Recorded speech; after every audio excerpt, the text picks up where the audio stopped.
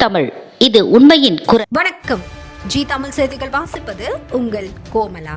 60 லட்சம் மதிப்பில் துணை சுகாதார, 16 லட்சம் மதிப்பில் தானிய கிடங்கு அமைச்சர் காந்தி திறந்து வைத்தார். ராணிப்பேட்டை மாவட்டம் சோளிங்கர் அடுத்த கரடிக்குப்பம் கிராமத்தில் 60 லட்சம் ரூபாய் மதிப்பில் துணை சுகாதார நிலையம் மற்றும் நாயக்கம்பாளையம் கிராமத்தில் 16 லட்சம் ரூபாய் மதிப்பில் தானிய கிடங்கு புதிதாக கட்டி முடிக்கப்பட்டது. இன்று கைத்தறி துணிநூல் அமைச்சர் காந்தி, மாவட்ட ஆட்சியர் சந்திரகலா கலந்து கொண்டு ரிப்பன் வெட்டி திறந்து வைத்தார்கள். மேலும் ராணிப்பேட்டை மாவட்டம் சோளிங்கர் புதுராமாபுரம் கிராமத்தில் அமைச்சர் காந்தி முன்னிலையில் 100க்கும் மேற்பட்டோர் பாமக கட்சியிலிருந்து விலகி திமுகவில் இணைந்தனர். அவர்களுக்கு அமைச்சர் ஆர் காந்தி கட்சி சால்வை அணிவித்து வரவேற்றார்.